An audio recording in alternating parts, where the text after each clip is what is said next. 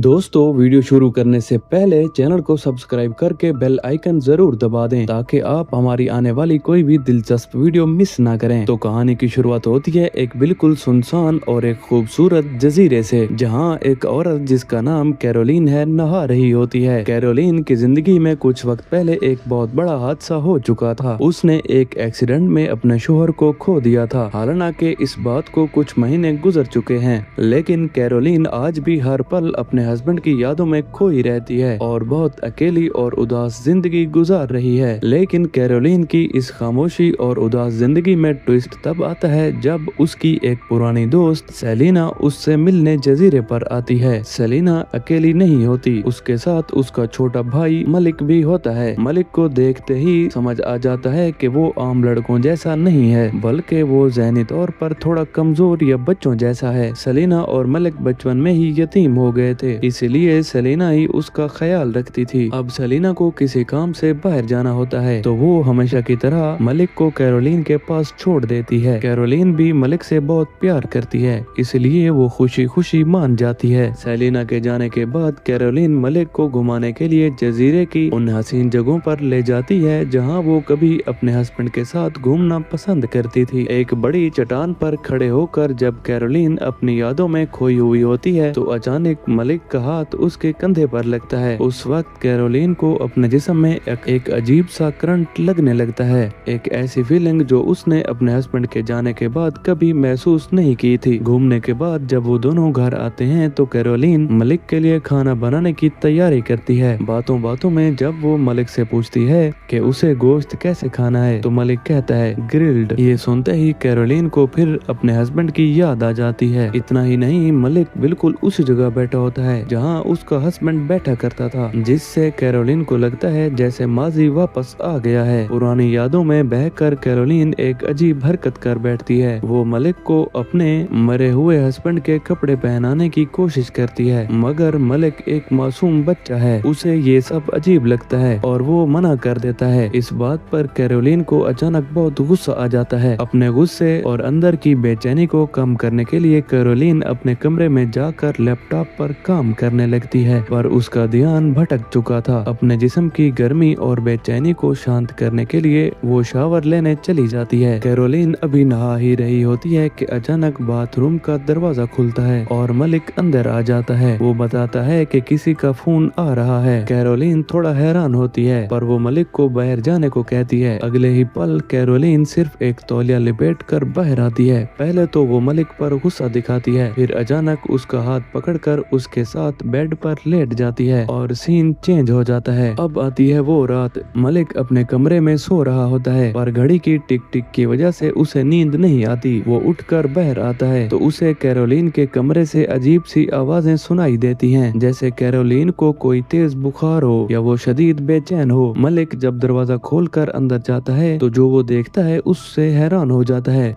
Caroline वहाँ पर private हालत में होती है।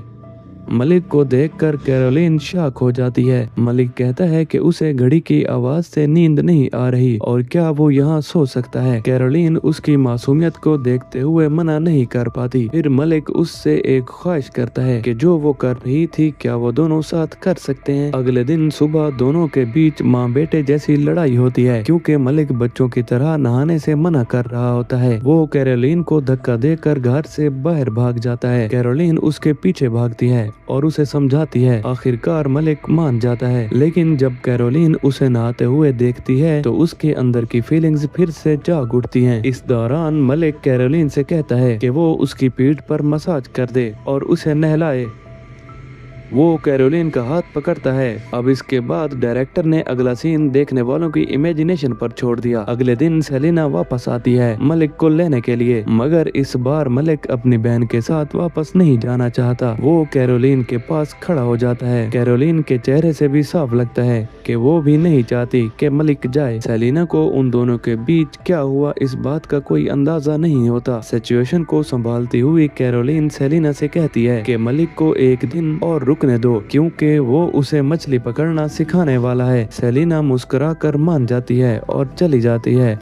फिल्म के आखिरी सीन में हम देखते हैं कि कैरोलिन और मलिक कश्ती पर सवार हैं। कैरोलिन का हस्बैंड तो वापस नहीं आ सकता, लेकिन मलिक की इस बच्चों जैसी मासूमियत और साथ ने कैरोलिन की जिंदगी में फिर से मुस्कुराहट बिखेर दी थी। तो दोस्तों, कैसी लगी आपको ये कहानी, कमेंट करके जरूर बताएं।